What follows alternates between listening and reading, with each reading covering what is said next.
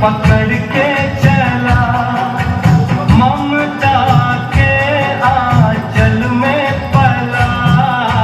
माँ ओ मेरी माँ, तू मेरा लाडला।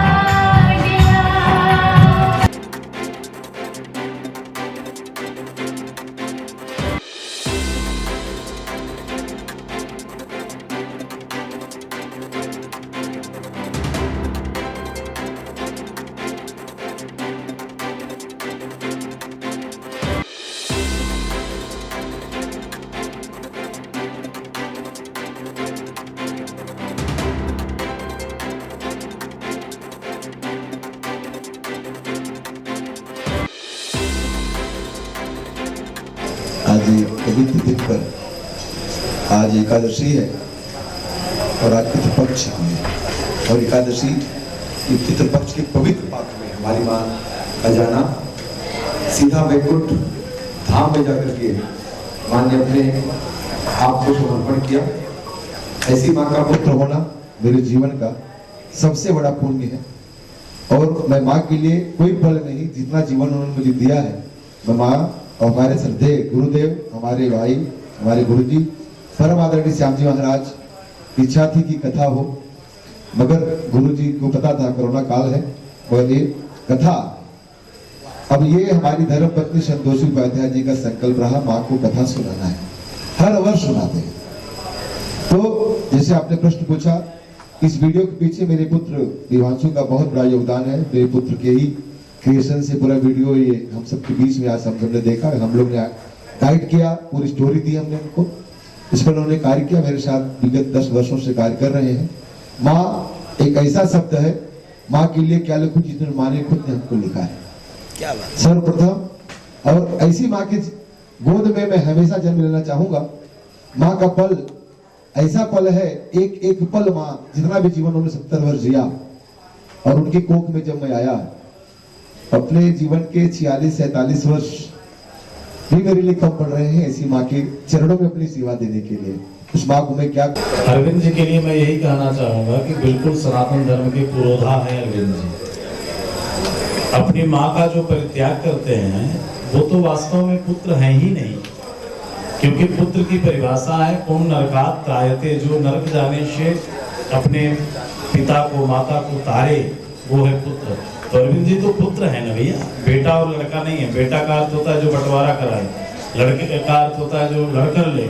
अरविंद जी को तो मैं लड़का और बेटा कह नहीं सकता है, तो केवल पुत्र है। ऐसे अरविंद जी को मैं बहुत बहुत साधुवाद देता हूँ।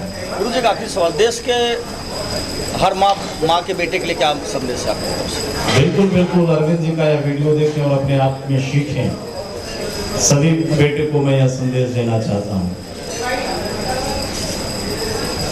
माता पिता हमारे पूज्य होते हैं। आपने देवताओं का पूजन किया, ब्रह्म का पूजन किया, परमात्मा का पूजन किया। आपने न ब्रह्म को देखा है, न भगवान को देखा है, न किसी देवता को देखा है, लेकिन माता पिता साक्षात देव के रूप में हमारे आपके सामने समक्ष रहते हैं। इसलिए माता पिता का पूजन करना समस्त देवताओं का पूजन है। माता के चरण के रज को अपने सर से लगाना समस्त तीर्थों का में स्नान करने के बराबर है। इसलिए माता पिता को तो पूजना चाहिए। प्रथम पुण्यतिथि पे हम सभी लोग पधारे। देखिए, जैसा कि अभी जैसी कह रहे थे कि मातृ देवो हो, पितृ देवो हो, आचार्य देवो हो। पुत्र की सबसे पहले गुरु माँ ही होती है और माननीय श्री अरविंद उपाध्याय जी ने दोनों लोगों को साध लिया माता की भक्ति को दिखाकर। कहते चतुर व्यक्ति वही है या लोकद्वय साधनी चतुरता सा चातुरी चातुरी, जो दोनों लोगों को साध ले। केवल इसी लोक में अपना नाम करे समाज में, वो चतुर व्यक्ति नहीं है। चतुर व्यक्ति तो वो है जो दोनों लोगों को साध ले। तो आपने जननी जनोभूमिश्च स्वर्गादपि गरीयसी, जैसा कि कहा गया है कि जननी और जन्मभूमि दोनों स्वर्ग से बढ़कर है। तो आपने माता की भी भक्ति को करके और समाज की सेवा करके। मुंबई के प्रसिद्ध विद्वानों में से एक है, क्या कहना चाहेंगे? देखिए, समय का भी अभाव है और हमारे हिंदू सनातन धर्म के संरक्षक कहें, मार्गदर्शक कहें, श्री श्याम प्रभु जी हमारे अनुज कृष्णाचार्य जी ने बहुत अच्छी, कुछ कहने योग्य से सब रह नहीं गया है, लेकिन मैं यही कहूँगा, नैनम छिंदन्ति सहस्राणि नैनम दहति पावका न चैनम केलनन्ति आपो न शोषयति। यह आत्मा अजर और अमर है। मैं अरविंद जी से इसलिए बहुत दिल से लगाव रखता हूँ क्योंकि देखिए, माँ एक ऐसी होती है जिसका कोई जवाब नहीं होता है और जिसके लिए कोई प्रश्न है ही नहीं, ना कोई शास्त्र है।